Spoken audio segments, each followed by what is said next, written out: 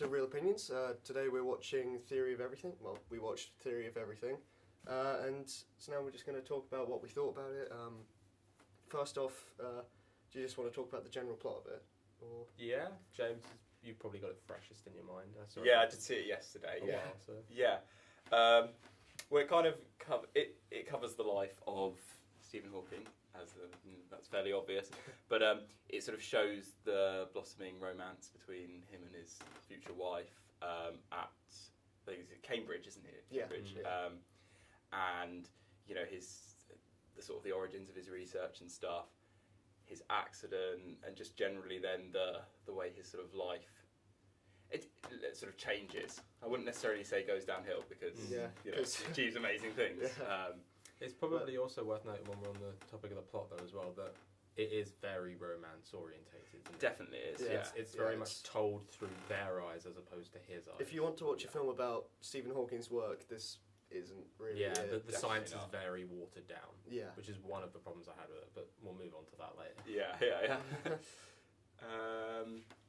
And it also covers, as you say, with the romance thing. It covers the sort of the changes in his life with his family life, his children. Again, it's kind of it doesn't maybe have as intimate a kind of thing with the children as you might expect it to. That's what I was expecting, because the thing that really hit me about the film the most, I'd say, was that he has children, and you don't really think about that when you see him, because you think, oh, he couldn't have kids, but and I thought they'd focus on the children more the moment he had them, but after he had them, and like one comment later on, he doesn't really focus on the kids much at all. They're kind of amongst what's going on, but they're not really a focus at any point. But at the same time, I think, considering it's only 2 hours long, I think they did an incredible job with kind of condensing everything down. Yeah, absolutely. Because it's such a vast story. I mean, he's 70 something now, and the film starts 72? the film starts when he's in his early 20s, and in that kind of space of 50 odd years, he's become one of the kind of most incredible minds we've seen in our generation. So the fact that they managed to condense his whole life into a 2 hour film is pretty incredible. And the fact that the pacing of the film is so well done. Yeah, that's it never felt slow. It never felt slow. It never felt they dwelled on one thing more than another. And it kept going all the time. And there was always this kind of. There were a few times when they kind of jumped a few years, but it's always very obvious. Yeah. They don't even have to use title cards or anything. It's just always very obvious from hairstyles and stuff like that, or just changes of location. I didn't have much of a problem with the jump cuts, except for the one where. Are we doing slight spoilers with this, or? Because it's fairly in the beginning, because it's the footage of them getting married in the in the trailer. That's trailer. Okay. But so it's basically like they find that he's got the disease, and then she goes, "We're going to fight it together," and then it cuts straight to them getting married. So I know I got that it's supposed to be romantic, but it seemed to me at that point that it seemed like she was just staying with him because he only had so little time left. I know that's not what they were trying to say, but that's just how it seemed to me. Because it's straight from, he has 2 years to live, I'll stay by him for that, and then cuts to getting married straight away. I mean, it seems like the kind of thing where, like, he hasn't got much time left, let's just get married. And obviously, when you watch the footage, like, as it keeps going, it's way more than 2 years. So. Oh yeah, it kind of. That's what I liked as well, the fact that they have this kind of thing towards the beginning that he's only got 2 years to live. Yeah. But they don't spend the whole of that 2 years going, oh, he's only got a year left now. Oh, he's only got so many months left. Yeah. It's not like a countdown. Yeah. They literally just kind of get on with it, and that kind of thought happens to just kind of slip towards the back of your mind. It's only towards the end when you realise, hang on a minute, he's only given 2 years, and now it's been like 20 odd. Yeah, and there's one point in the film, this is sort of a spoiler, but he's basically on his deathbed, and his wife chooses to keep him alive, basically. But after that point, it just moves swiftly on. It didn't linger on that. You know, it didn't sort of go back. I think it just kind of keeps going. And I think that goes back to the thing about the pace. It's very kind of concerned with telling as much of his life as possible. Definitely. Yeah. As much as their life as possible, should I say, actually, because it is very much a kind of them two as opposed to just him. It's definitely about those two rather than anything else. Because I mean, it's adapted from her book as well. Yeah. So everything is told from her eyes. perspective. Yeah. And and kind of linking on from that, I guess, if we just talk about the performances, because they are quite incredible. I think that is really what's selling the film.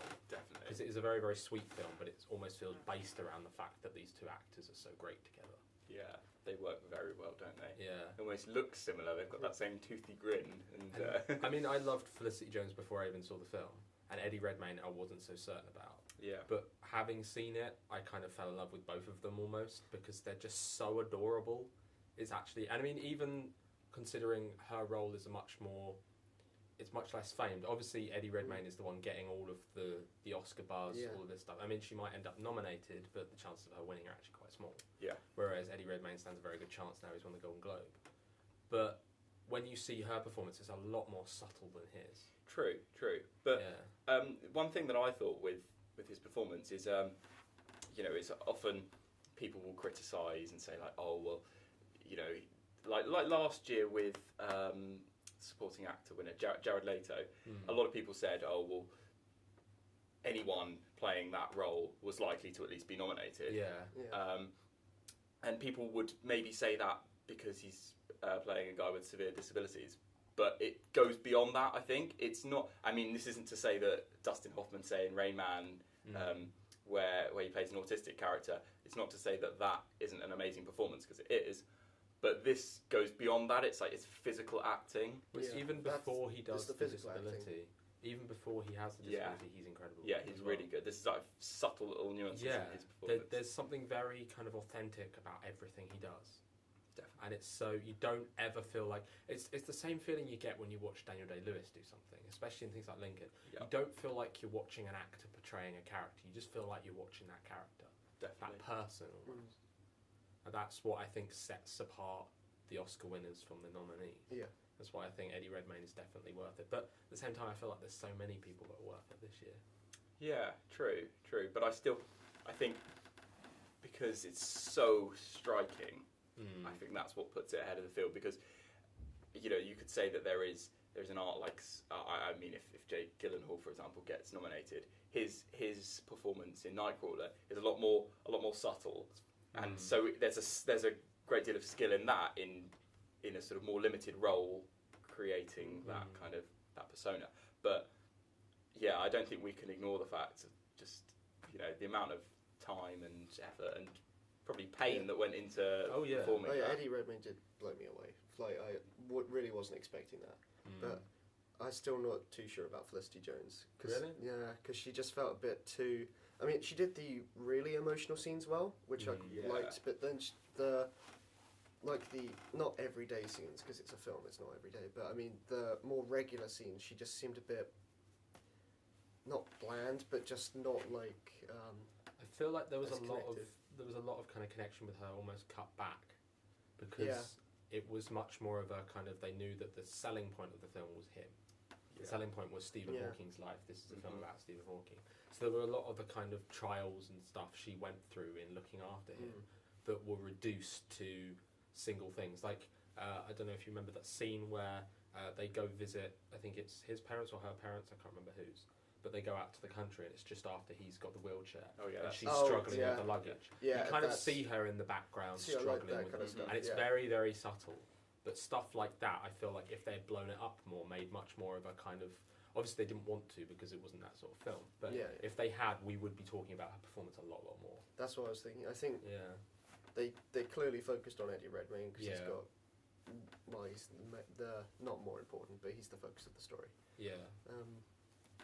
And then kind of moving on from that, the whole idea of Stephen Hawking being the kind of focus and then kind of figuring it a biopic. I was a little bit disappointed that they didn't focus as much on the science of it. That's definitely my main disappointment with the plot, just because I know, like, if it wasn't for the fact that it's a biopic, I'd say that they just put in the science just to tie together this love idea. Yeah. And it's definitely, they bring in the science at the beginning to say, oh, he's brilliant, and then they forget about it for a decent portion of the film, and then at the end they just put it all together in one big speech where he essentially just talks about how great humans are and how important love is.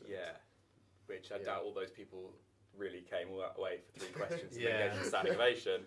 But I was hoping there'd be a bit at the end, going on to I don't know, maybe some sort of shots of the actual Stephen Hawking sort of That's doing what things. I was thinking. This sounds stupid, but just he almost sort of took on a celebrity status later in his life, which isn't at all the case in any of the rest of the film. He sort of seems quite sort of they don't seem particularly well off, the family, and.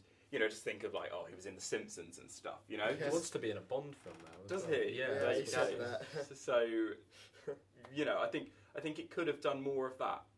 Perhaps I would have preferred more of that than the sort of the initial stuff at Cambridge. Like there's a scene where they're dancing. They're at the ball, aren't they? Oh, the Mayball. Yeah. I think a lot of that is quite kind of integral to setting up their romance. Definitely, of course. And also, Cambridge is an integral part of his sort of personality, and I mean, it's definitely part of him now because it's always what they link back to when they think of him. Yeah. But I think, basically, perhaps I viewed it more as a romantic film than a biopic. I think that's. It's more. I think if it had been marketed as that, we wouldn't be. That's the thing. I think because it is a romance film, but it's been marketed as a biopic. Yeah. Because it's kind of an Oscar-y kind of. I wouldn't say Oscar grabby film because it feels a bit more kind of laid back than that. Yeah. But it is marketed as this is about the life of Stephen Hawking as opposed to this is about the romance between him and his wife. Yeah. Which. And I can kind of understand why they took that approach because you kind of have to take an approach when you approach someone's life that's this vast. So obviously he's done so much, and they could go through kind of the science of his life and the science of all of the kind of black hole stuff and all that stuff. But I mean, he's written books on that. There's probably documentaries on it as well. So it would have just been nice. It would have just been nice to have it a little less watered down. Yeah, because it feels like other than the very very beginning, as they move on, it just turns into him standing in front of a room of people saying black holes. And then him standing in front of a room of people, going radiation, and some people going, that's preposterous, and then someone else going, no, it's not, and then they all clap again. Yeah. And him looking at a coffee with milk in, and looking at a fire and crazy effects going on. And then he says a word, and everyone goes, brilliant! Yeah. The one bit that actually kind of epitomises that, remember when he stood in front of David Thewlis and the other kind of professors at Cambridge? Yeah. And he's at the Viva for his PhD. And they're kind of going through it with him, and they're like, well, this bit's a little bit derogatory, this bit's not great and stuff. But at the end they go, brilliant, Stephen, brilliant. And I'm like, where did that come from? Well, because I think they said like chapter 1's like not that great, chapter 2 needs more, and then he says like chapter 5. This is brilliant. I think that's what. But it was definitely. Yeah, it feels like. But why is it brilliant? These Viva things are supposed to last hours and hours and hours, and you've done it in 5 minutes or less than 5 minutes. It felt a bit like an X Factor audition in that part because it's like the 3 judges, and then they're just like, "You've come a long way. You've had a rough time. There's a lot of tough competition this year, but you're going through to the finals." And then the one thing as well that I would have liked to have seen, even if they had just featured a couple of minutes, just explain it. The machine he has in the later stages of his life that helps him speak. I'd love to have known how that works. Because they don't really explain. They just say he has the little clicky thing. Clicker, and then they just have the voice coming out and they go, oh, it's American. And he's like, is that a problem? And it's a funny joke. But why, how does it work? Well, it's very confusing. On the topic of the funniness, I really did not expect it to be as funny as it was. Yeah. And that was also probably one of my favourite parts of it, is that they made it quite funny. And apparently Stephen Hawking's a very funny guy, though. Yeah, no, I think he is. He dedicates a lot of time. I mean, obviously, his kind of timing is quite a problem, but at the same time, you can see that even when he's younger, he's like, humour is a major part of his life. And I guess that's kind of maybe a kind of thing I didn't like so much as the fact that they maybe almost dwelled too much on that. It felt like the only person in the film that experienced the kind of heavy blow of everything that was going on was his wife. Yeah, there was a lot of time where she was going through all the tough bits and he was just standing there laughing at what was going on. Yeah. And it was kind of like very uplifting, going, oh, how can this guy have such a sunny disposition when he's going through this? But at the same time, you don't really see him kind of... You don't ever see him sort of collapse, except for like the one time where he breaks the table in Cambridge. Like, when he doesn't really... Yeah. There's a few moments where he kind of dips into quite a bad mood, but you think he would get that a lot more often than he does in the film. Yeah. So certainly, but I do think it, the humour thing, it's a very difficult thing to do in a film like this. And it was the sort of the self-deprecating humour. I think it worked so well, and they had a really good balance. The with tone was registered really perfectly. Like it was so, because although there were these kind of really heavy moments where, I mean, I know I just said he doesn't feel like he's having done, but there are scenes like when he first gets diagnosed with the disease. You see him sitting in the bathtub and he's kind of staring at his limbs and stuff and thinking, wow, these things aren't going to be able to work soon. And there are moments like that, but at the same time they're kind of paralleled so well with the romance, and the romance is done so sweetly, and the humour is there to kind of make it a bit more light-hearted, and it feels like there's just that perfect balance between everything. Yeah, definitely. And you know, I think it's a tearjerker film, and I think it knows that. But and it plays it up in some parts as well. Yeah, but it made me cry. So, so it did its job. It did its job. I felt like it should have made me cry, but it didn't. Cold. I feel a bit like Harris. If they'd focused more on the kids, I think I would have. Like if they, like if there was some part where you realise it's like he can't go and hug his kids or something like that, that would make me like feel something.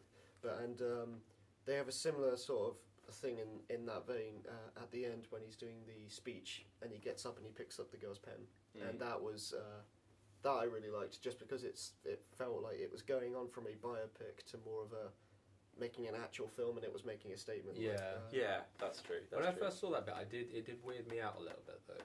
Yeah, I was just kind of like this. It felt a bit out of place at first. I was kind of like, this is kind of. I mean, I liked it, but at first it did take me by surprise. I think if they'd wanted to do it better, they should have put you in his mind at some point previously. Yeah, because that's the thing. It's like it feels a bit sudden. Yeah, because you haven't had any dream sequences or anything like that in the rest of the film, and then suddenly it puts that in there. But it's very grounded. But yeah, and following that, you have that flashback thing where it sort of winds back through the film, doesn't it? And I really didn't like that. I thought that was. I felt with that was. Even though it feels like a very British film, that bit I was like, this is for America. It winds back all the way through his life, and the whole point of the film is that you've been on that journey and you remember that journey. You don't need to see it all in reverse and remember how he was. You know, I don't think that. It felt like almost like trailer footage in that bit. Exactly. And I think really the film should have and it does in the most part work to show how he is now and that he's great as he is now. And then just putting that on the end, it was almost a bit like, oh well, look, he was like this before, and that was his life was better then, but which isn't necessarily the case. Ultimately, all of the problems I have with the film really are down to little things like that. Yeah, I think it is much more of an actor's film. Definitely. It's kind of aimed at the praise that you end up giving it is more for the performances than the kind of structure of it itself. Even though the structure is very good and the tone is very well kind of calculated and stuff. Should we go on to ratings then? Yeah, I just wanted to quickly talk about the cinematography for a moment. Oh yeah, go for it. Because every person that I've read has said they think it's beautiful, and I feel like I'm the one person that didn't like how it looked at all. Just because it felt like it was a higher budget TV movie to me. That's how. Yeah, I know. I totally get that. I could have seen that on that could have been a BBC TV movie. Yeah. Did you actually see the BBC did a Hawking TV drama? Oh, they actually did? Yeah, about 10 years ago with Benedict Cumberbatch in it. But it was all at Cambridge, I think. Right. I've seen kind of clips of it. It's not very good, the clips I've seen. But it's quite interesting that there is that parallel. Yeah, definitely. But yeah, you know.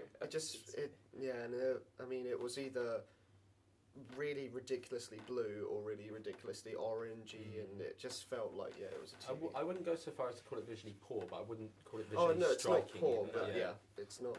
But it was what I thought was it was similar in the Imitation Game in the sense that you know how the Imitation Game has those cutscenes which are a bit unnecessary, the CGI cutscenes, and there were some bits like that in The Theory of Everything where maybe if they focused on having some really nice cinematography rather than these sort of CGI effects like the eye and him. It felt like the cinematography for both films, like not we're talking about the Imitation Game at the moment, but it just felt a bit dumbed down at times. Like it could have been spectacular, but instead it was just good. Like, it was kind of by the book. It did what it needed to do, exactly, but it didn't go further than that. I get that. Yeah. So should we move on to ratings? Yeah. Right. James, you want to start? We'll start with you. We'll see what you think. I'd go a solid 7 out of 10. I mean, I think Eddie Redmayne and Felicity Jones are incredible. I feel like I should go so far as an 8 actually. A 7 or an 8, because I really, really did enjoy the film. There are certain problems I had with it, but they're not major problems. Yeah. They're like, talking them back, they feel a bit more subtle. And ultimately, whenever I talk about the film, whenever anyone asks me about the film, the first thing I think of is it's adorable. That's true. So yeah, I'm going to go for an 8, I think. Okay. No, I agree with the adorable thing, but it's the main thing that brings out for me is Eddie Redmayne. But I'm going to go with 6 out of 10, just because I enjoyed it, but it just felt too polished. Like, it felt, like you said, that he doesn't really go for any real, he doesn't have any, like, he doesn't have a breakdown moment except for the very beginning, and it just feels too, like, we're making these people to look as nice as we possibly can because we're dealing with their lives. Yeah, I can understand that. Well, yeah, you know, I came out of it thinking, oh, this is a 9 out of 10 film, because that's how cynical I am. I'm not 10 out of 10. But, you know, when I sort of gone away and thought about some of the little problems with it, I think really I have to say 8 out of 10, but it is a very good 8 out of 10 for me, like a really good, because I do like strong performances, and Eddie Redmayne, I mean, like, I have yet to decide where his performance ranks for me personally, but it's easily one of the best I've ever seen. I usually find with these kind of Oscar season movies, where a lot of it is focused on the performances, like you had this, and Nightcrawler felt very much kind of like that as well. And Imitation Game especially, that's what kind of drove me mad about Imitation Game. But these performances very focused towards kind of awards-worthy things. Oh, yeah, like you wouldn't. The whole idea of them is that you enjoy them because they're kind of very cinematically rich rather than that they're generally enjoyable. But this I felt was generally enjoyable as well. Yeah. Which is why it kind of took me by surprise a little bit. Yeah. Right. Awesome. Okay. So I think that just about wraps it up. Great, thank you for watching. I feel like we should record like a clip of